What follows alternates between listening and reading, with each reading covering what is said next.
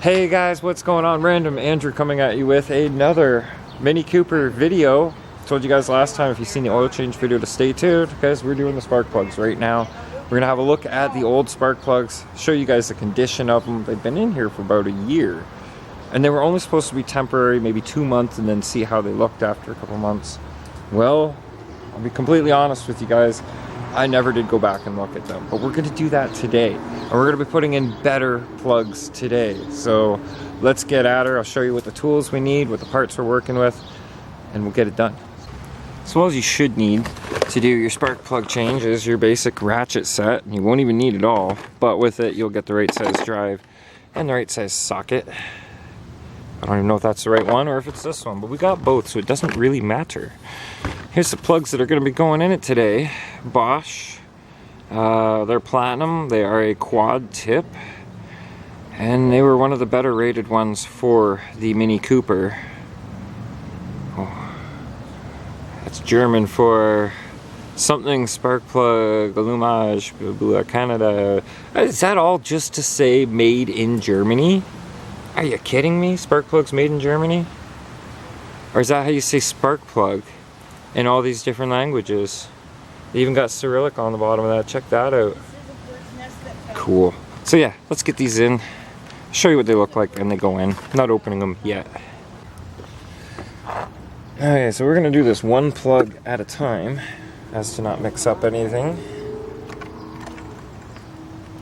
Oh, I think we're gonna need another extension. Okay, got the proper extension going here. Nice and gently, just remove the plug, just like that. Nothing fancy, nothing harmful to it. Once you got a certain amount loose, you don't even need the ratchet. Although it's advised. You're gonna fall. Alrighty. Here's first look at the old plugs. There you go. Apparently I had dual tip, and look how far back that plug is actually eroded. Let me try and get you a good close-up of that. Okay. I can actually, without any kind of measurement tool, tell you that those electrodes, or the overhang piece, is actually different distances away from the electrode in the center. So they weren't even wearing evenly. This is long overdue. Alright, let's get a new plug in there and finish the rest. I guess the biggest thing that you gotta watch when you're putting your new plugs in is don't let them cross thread. You will regret that with every penny in your bank account. I promise you.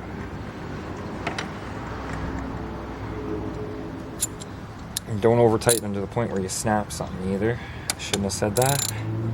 But just snug them up.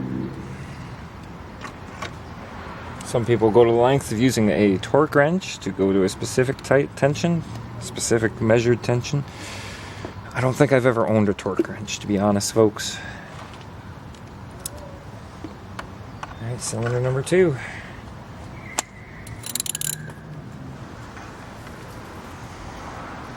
Spark plug number 2 looks just a touch better.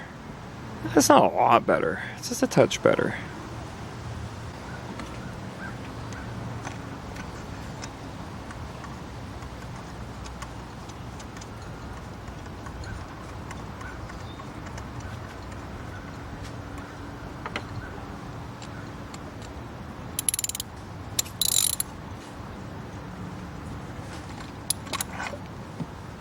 Look at that.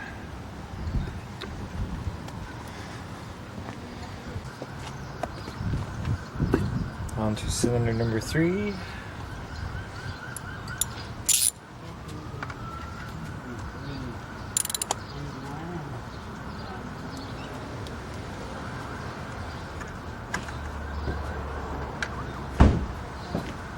Cylinder number 4, we're seeing a little bit more of the uneven wear. Come on, let's get a focus going here. There you go. You can see one of the tabs is further from the electrode than the other. And it's got a little whitening. I don't think that's really too much to worry about. Okay, let's put a new one in and on to cylinder number 4.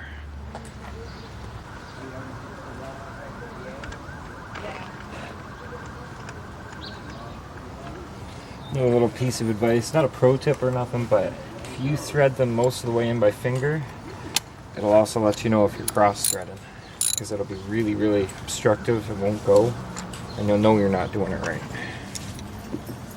All right, number 3, done. Number 4, last. Let's see how she look.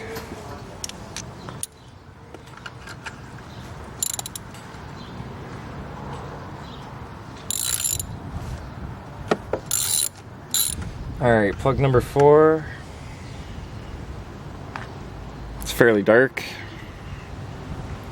I'm not the best at plug diagnosis, but now that you guys have seen all 4 of the spark plugs, maybe you can suggest how you think it's running. Is it rich? I know it's not lean because they don't look all dried out. And they're all firing because they don't look wet. But beyond that, I'm not too sure. Alright, so let's throw the last of the new plugs in, which I probably haven't shown you yet, so we'll do that too. Okay, so here is the look at the new plugs. I'll show you the package in a minute, but I just wanted to show you they are literally twice what the other plugs was, and I think the material is a bit better. The last were Champion brand. So let's go have a look at this box. It's a Bosch box, as you can see. And this here, it's showing spark plug in all kinds of different languages. I may have already shown that, I don't know. But they are a platinum plug, pre-gapped. And I got a low battery warning now. So there you go, that's what we're putting in them. Platinum Bosch quad tip, something or others.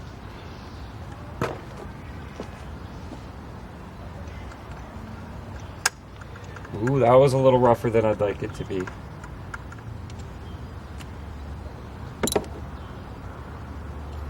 Alright, number 4 is done. Now, because of the low battery, I'm gonna have to shut the camera off for a minute and let it kind of regain some charge, and then we'll test fire.